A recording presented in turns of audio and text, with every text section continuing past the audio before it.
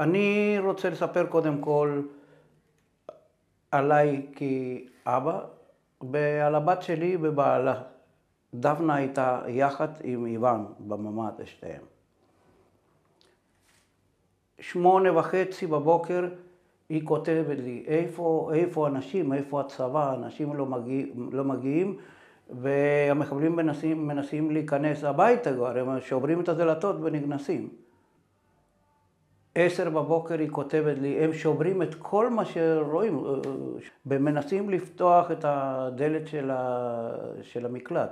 אז אני אמרתי, תהיו בשקט, כתבתי לה בחזרה, תהיו בשקט, לא לדבר, ותנסו שהדלת של הממ"ד לא ייפתח. הבת שלי בבעלה אומר לי, אקסילו, כבר הם בפנים, וגם היא מספרת לי שהבית כבר התחילה להיבור. זאת אומרת, כואב לי שלא יכלתי לעשות שום דבר, שהיה לי את כל האמצעים כדי לכבות את השריפות האלה לפחות, או חלק מהם, אי אפשר לצאת. כי אנחנו רואים שיש אנשים שמסתובבים חמושים מסביב. ואנחנו רואים 50 מטר דרומה מהבית שלי, יורים ושורפים. 11:45 נפל החשמל ונפל תקשורת. זאת אומרת, לא היה אפשר לכתוב יותר, לא היה אפשר לדעת שום דבר אחר, ולא ידענו מה הגורל שלהם, כי אז לא היה תקשורת. אותנו חילצו אחרי יותר מ-24 שעות. בבית של הבת שלי והחתן שלי, הבית נשרף כליל, הכל. הסריקה הראשונה של הצבא, זה סריקה של הצבא, הם מסתכלים אם יש איזה גופה או אם יש איזה משהו, לא מצאו גופות. עד הרגע הזה אנחנו חשבנו שהם חטופים, ולא מצאו גופות. 48 שעות אחרי זה, התבצעה הסריקה השנייה על ידי הצבא, ועדיין לא מצאו שום דבר, חיפשו פרציאלית, לא מצאו שום דבר. הסריקה שלישית, אני נתתי הוראה לאנשים שלי, אתם הולכים לעשות את הסריקות, ואנחנו יודעים לעשות את זה. ואני מבקש תצלמו ותשלחו כל שלב. כל שלב אתם מרימים, ואני מקבל דיווח, ואני מקבל שידור בלייב, מה הם עושים כדי שאני אוכל להנחות אותם, מה לעשות.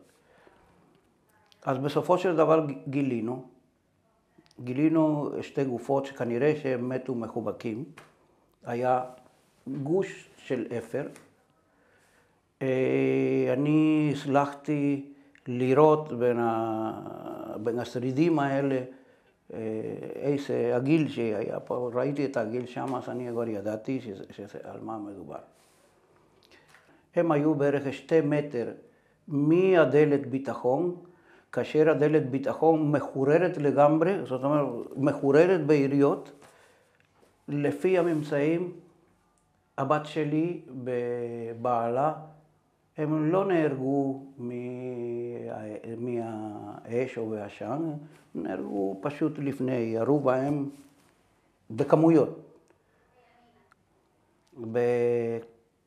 וכל המלחמה לא נגמרה שם.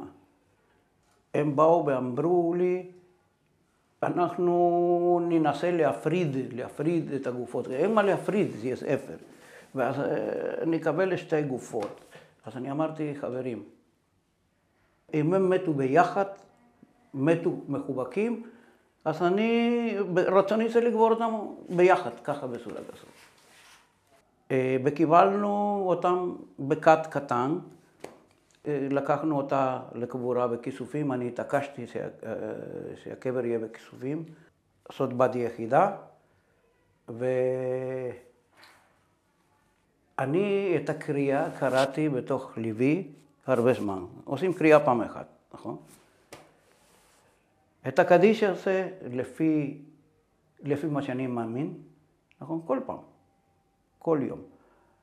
אבל אני חושב שהמשימה יותר הגדולה זה לשמור על מה שקיים, על מה שיש כרגע, ומה שיש זה את כל האנשים שנמצאים פה. אנחנו נלקק את הפצעים, אנחנו נחזור לשם, ואנחנו צריכים גם להילחם על המקום שאנחנו נמצאים, וגם לדעת לבנות מחדש מההתחלה.